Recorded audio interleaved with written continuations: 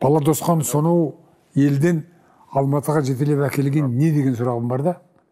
Жүргөгімізден әкеміздің қара домбырасы жадымызда. Айтылған әні, шертілген күйлері. Маған әкем домбыра жасатты бала кезімде. Менің жанымның кәдімгі бір саяжайы сол домбыра болды. Кейінірек домбыраға қосылып ән айттық. Сен берген естелік ақ көңіл айғағы, сақтармын жүректе мәңгілік. Күн болып күлімдеп құшақты жайдағы, кел жайым атқандай таң күдік. Ай ару сен айтшы, айдың гүлі сен айтшы, ақ үрке ақ қайың сен айтшы. Құс болып ұшайын, бір хабар бер шайым, күн болып нұрды құшайын. Көркем өнерпаздарға қатыстық. Содан мені 9-шы сыныптан военкомат КНБ мектебіне барасың деді. Емтиханға дайындалып жаттық. Кәдімгі әскери тәртіп ішінде 3 күннен кейін құлағым ауыра бастады. Құлағым атып, шырқырағаннан мені госпитальге салды. Госпитальде 2-ші құлағым. Сөйтіп жүрген кезде 1-ші емтихан өтіп кетті. Содан училищенің бастығы келіп, курсант Жолжақсынов дейді, иә деп атып түрегелем. Ойбай, мынандай денсаулықпен сенің қайдағы шекарашы. Емтихан өтіп кетті, 1-ші емтихан. Енді ауылға қайтасың, ата-анаңа септік жаса деп маған ақылын айтып жатыр. Содан қойш әпкеміздің үйіне келдік. Енді шынын айту керек. Рахмет айтып жүрмін деңізші. Айтатыны жоқ.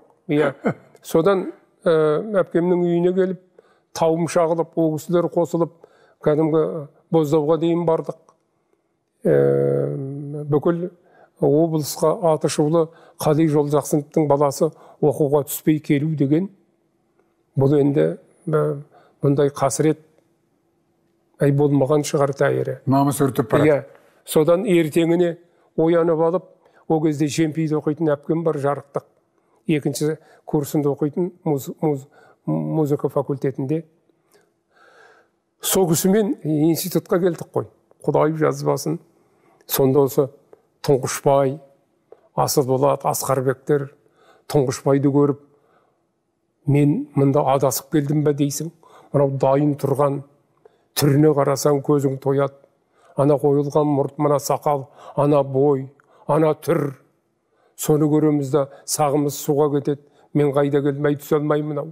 Содан ең алғашқы кәдімгі дайындық емтиханы басталды.